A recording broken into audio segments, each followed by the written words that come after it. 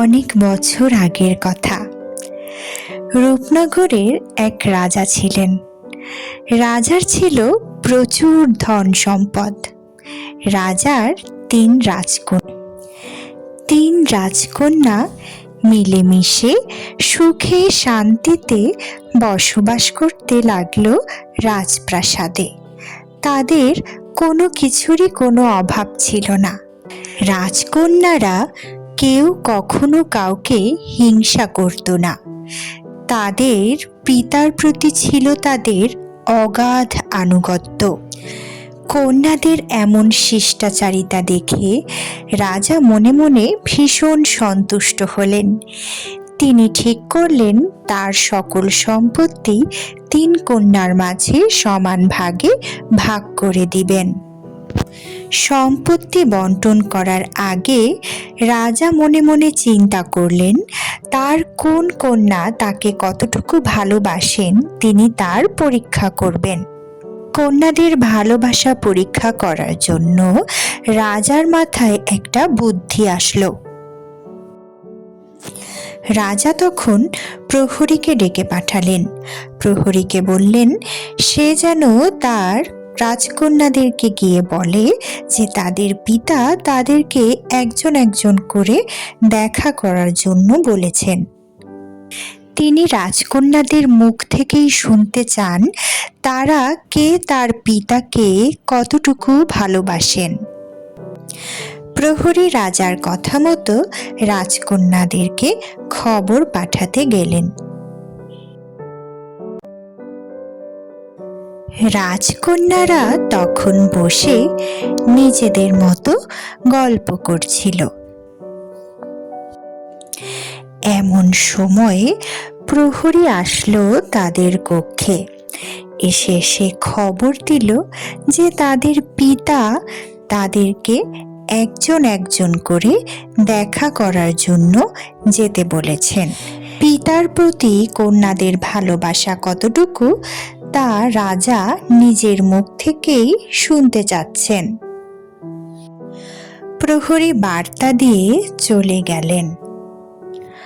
কন্যারা প্রহরীর কথা শুনে প্রথমে ভীষণ অবাক হলো।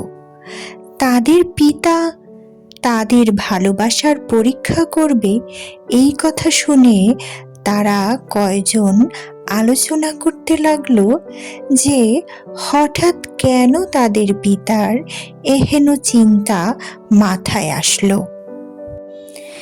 পিতা আমাদের তার প্রতি আনুগত্যের পরীক্ষা করবেন, এ যে একটা অবাক করা বিষয়। আমরা সবাই তাকে অনেক ভালোবাসি। পৃথিবীর প্রতিটা মেয়ে তার পিতাকে ভালোবাসে। এটা আলাদা করে জানতে চাওয়ার কি আছে? সর্বপ্রথমে ছোট কন্যা প্রবেশ করল। রাজা তার কন্যাকে জিজ্ঞেস করলেন, বলো তো মা, তুমি আমাকে কেমন ভালোবাসো? সব কন্যারাই তো তার পিতাকে ভালোবাসে, তবু আমার জানার ইচ্ছা হলো তুমি আমাকে কেমন ভালোবাসো। কারণ আমার সব সম্পত্তি আমি তোমাদের 3 জনের মাঝে ভাগ করে দিতে চাই সমানভাবে। পিতা, আমি আপনাকে চিনির মতো ভালোবাসি। চিনি যেরকম খাবারে মিষ্টতা আনে, স্বাদ বৃদ্ধি করে, আপনার উপস্থিতি আমার জীবনে আনন্দ বয়ে আনে পিতা। চিনি ছাড়া যেরকম মিষ্টান্নে কোনো স্বাদ থাকে না, আপনি না থাকলে আমার জীবন আনন্দহীন বিষাদময় হবে পিতা। তাই আমি আপনাকে চিনির মতো ভালোবাসি পিতা। ছোট কন্যার কথা শুনে রাজামশাই তো ভীষণ খুশি। তার কন্যা তাকে চিনির মতো ভালোবাসে। তিনি কন্যাকে তার সম্পত্তি দেওয়ার ঘোষণা দিলেন এবং ছোট কন্যা খুশি হয়ে পিতার কক্ষ থেকে বিদায় নিল।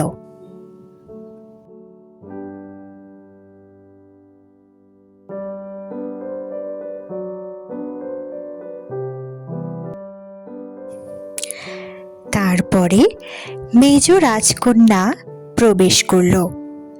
তখন রাজামশাই মেজ রাজকন্যাকেও ঠিক একই প্রশ্ন করল, বলো তো মা, তুমি আমাকে কেমন ভালোবাসো? আমি আমার সকল সম্পদ তোমাদের 3 বোনকে ভাগ করে দিতে চাই। দেওয়ার আগে আমি একটিবার জানতে চাই তোমরা আমাকে কেমন ভালোবাসো। রাজার কথা শুনে মেজ রাজকন্যা তখন উত্তর দিল, পিতা, আমি আপনাকে মিছরির মতো ভালোবাসি।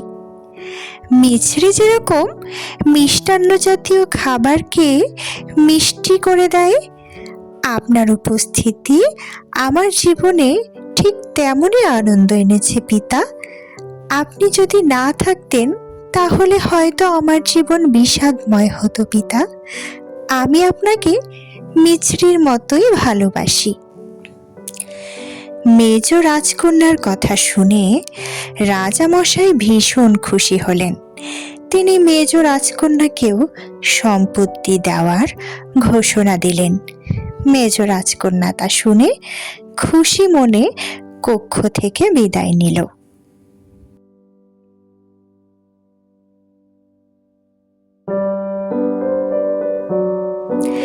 সব শেষে প্রবেশ করল বড় রাজকন্যা। বড় রাজকন্যাকে রাজামশাই বরাবরই একটু বেশি ভালোবাসতেন। তিনি হয়তো মনে মনে আশা করেছিলেন যে বড় রাজকন্যা তাকে হয়তো তার বাকি 2 কন্যার মতোই মিষ্টি জাতীয় কিছু একটা দিয়েই উত্তর দিবেন। রাজামশাই বড় রাজকন্যাকে জিজ্ঞেস করলেন, আচ্ছা মা, তুমি আমাকে কেমন ভালোবাসো বলো তো? পিতা, আমি আপনাকে লবণের মতো ভালোবাসি।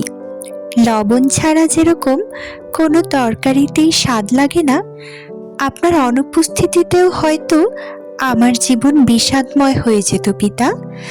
আপনি আমার জীবনে লবণের মতোই গুরুত্বপূর্ণ পিতা, তাই আমি আপনাকে লবণের মতো ভালোবাসি পিতা।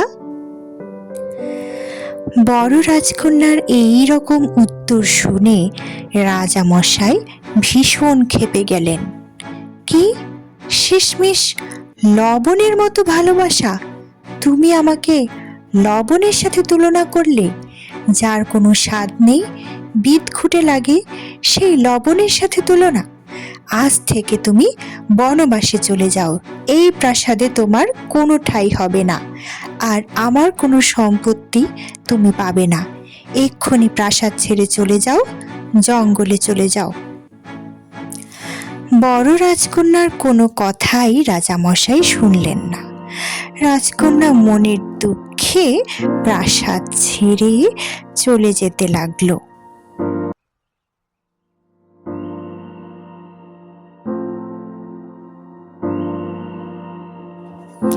বেচারি মনের দুঃখে একা একা হাঁটতে হাঁটতে জঙ্গলের মধ্যে প্রবেশ করল। তার পিতা কেনই যে তাকে শাস্তি দিয়ে বনবাসে দিল, সে কিছুতেই বুঝে উঠতে পারল না।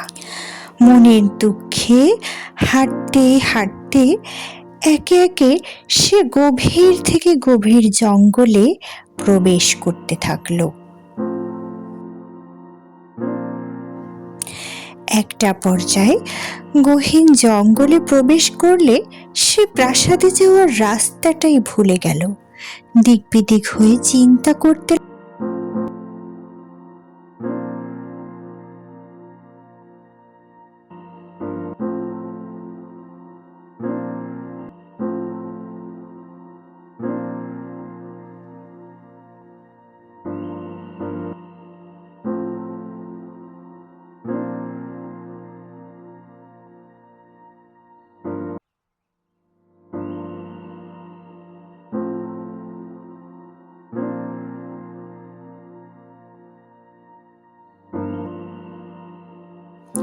বিনা কারণে শাস্তি স্বরূপ রাজকন্যার বনবাস হলো।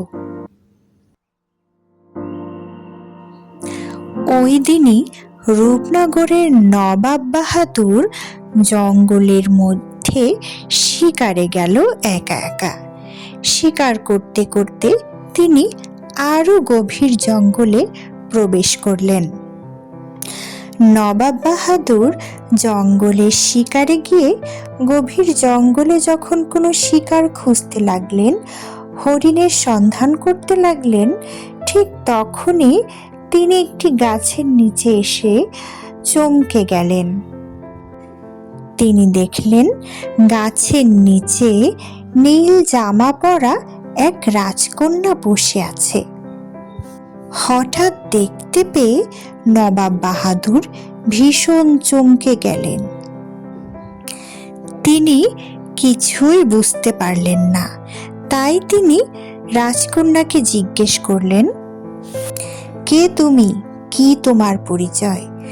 এই গহীন জঙ্গলে একা একা কি করছো? তোমার পোশাক দেখে মনে হচ্ছে তুমি নিশ্চয়ই কোনো রাজকুমারী হবে। বলো, কে তুমি? আমি আমি রূপনগরের রাজামশাইয়ের কন্যা। আমি যে রাজকন্যা, কিন্তু আমার পিতা আমাকে ভুল বুঝে বনবাসে দিয়েছে। এখন আমি কি করব কিছুই বুঝতে পারছি না। তিনি আমাকে কেনই যে ভুল বুঝলেন। আমি আমার পিতাকে অনেক ভালোবাসি, কিন্তু তিনি আমাকে কিছুতেই বুঝতে পারলেন না। রাজকন্যা পুরোটা নবাব বাহাদুরকে খুলে বলার পরে তিনি রাজকন্যাকে নবাবের প্রাসাদে নিয়ে গেলেন। সেখানে গিয়ে রাজকন্যা এবং নবাব বাহাদুর দুজনে আলোচনা করে সিদ্ধান্ত নিলেন তারা রাজা মশাইকে নবাবের প্রাসাদে দাওয়াত করে খাওয়াবেন, কিন্তু লবণ ছাড়া খাবার। লবণের গুরুত্ব রাজামশাইকে বোঝাতেই তাকে লবণ ছাড়া খাবার দেওয়া হবে। রাজামশাই নবাব বাহাদুরের দাওয়াত গ্রহণ করে তাদের প্রাসাদে খেতে গেল, কিন্তু রাজামশাই কোনো খাবারেই কোনো স্বাদ পেল না এবং তিনি কিছুই খেলেন না। তিনি বললেন, খাবারে একটুও লবণ হয়নি, খাবার বিস্বাদ লাগছে, স্বাদ লাগছে না লবণ ছাড়া, তাই তিনি খেতে পারছেন না। তখন নবাব বাহাদুর রাজামশাইকে পুরোটা বুঝিয়ে বললেন। লবণের গুণ কতখানি তা তিনি রাজামশাইকে বুঝতে সাহায্য করলেন। তরকারিতে লবণ না হলে যেরকম বিস্বাদ লাগে, রাজার অনুপস্থিতিও রাজার কন্যার জীবনে সেরকম বিষাদময়তা এনে দিবে। রাজাকে তিনি বোঝালেন যে তার কন্যাকে তিনি ভুল বুঝে বনবাসে দিয়েছেন, যা উচিত হয়নি। তার কন্যা তাকে সত্যি অনেক ভালোবাসেন, তাই তাকে লবণের সাথে তুলনা করেছে। রাজা মশাইও ভীষণ অনুতপ্ত হলেন। তিনি লবণের গুরুত্ব বুঝতে পারলেন এবং তিনি তার কন্যার কাছে ক্ষমা চাইলেন। তিনি বললেন, আমাকে তুমি ক্ষমা করে দাও বড় রাজকন্যা, আমি তোমাকে ভুল বুঝেছিলাম। তুমি সত্যিই আমাকে অনেক ভালোবাসো। তখন রাজকন্যা বললেন যে তার পিতার প্রতি তার কোনো ক্ষোভ নেই। পিতা, আপনার প্রতি আমার কোনো ক্ষোভ নেই। আপনি হয়তো ভুল বুঝেছিলেন আমাকে। মানুষ মাত্রই তো ভুল করে পিতা। আমার আপনার প্রতি কোনোই ক্ষোভ নেই পিতা। তখন রাজামশাই বড় রাজকন্যাকে প্রাসাদে ফিরিয়ে নিয়ে গেলেন এবং তিনি তার 3 কন্যাকেই ডাকলেন। 3 কন্যাকে ডেকে তিনি বললেন, তোমরা সত্যি 3 জন আমাকে অনেক বেশি ভালোবাসো। মাঝখান থেকে বড় রাজকন্যাকে আমি ভুল বুঝেছিলাম। সকল কন্যারাই তাদের পিতাকে ভালোবাসে। আমি তোমাদের ভালোবাসাকে যাচাই করতে গিয়ে ভুল করেছি। আজ থেকে আমার এই ধনভাণ্ডার এবং ধনরাশি তোমাদের 3 বোনকে ভাগ করে দিলাম। তোমরা এখান থেকে তোমাদের বাকিটা জীবন ব্যয় করতে পারো। এই অর্থ তোমরা মানব কল্যাণে খরচ করতে পারো। মানুষের কল্যাণে যদি আসো, তাহলেই তোমাদের এই সম্পদ ধন্য হবে। এই সম্পদ খরচ করা সার্থক হবে। লোভ রাখবে না জীবনে। লোভের বশবর্তী হয়ে কোনো ভুল কাজ করবে না। তারপর থেকে 3 রাজকন্যা প্রাসাদে আবার আগের মতো সুখে শান্তিতে বসবাস করতে থাকলো। আমাদের গল্পটি যদি ভালো লাগে বন্ধুরা, তাহলে তোমরা লাইক করো এবং সাবস্ক্রাইব করো এবং সবার সাথে গল্পটি শেয়ার করো। তোমরা সবাই ভালো থেকো। Bye bye, tata.